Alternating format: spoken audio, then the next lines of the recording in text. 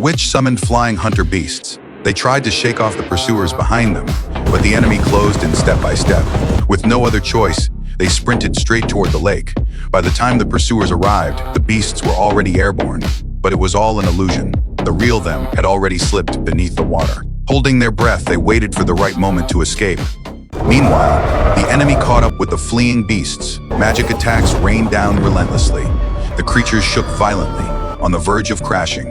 The enemy hurled ropes, trying to capture them alive. Just as the ropes went taut, another hunter beast burst out of nowhere and snatched its companion away.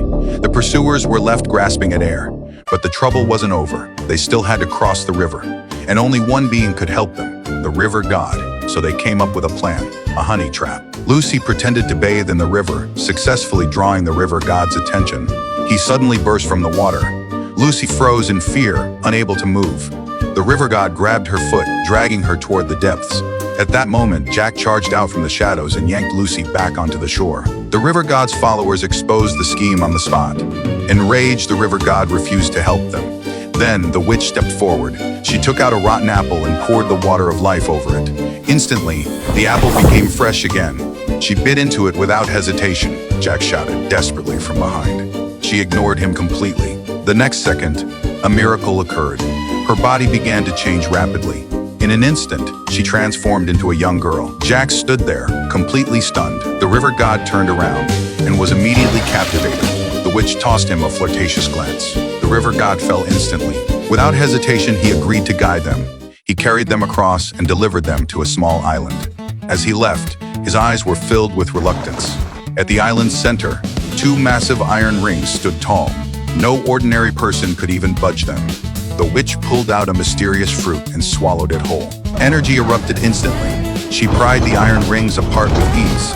Only then did they realize the entire island was actually a colossal whale. Under the witch's guidance, the whale rose into the air, soaring straight into the sky. Before long, they reached the frozen mountains.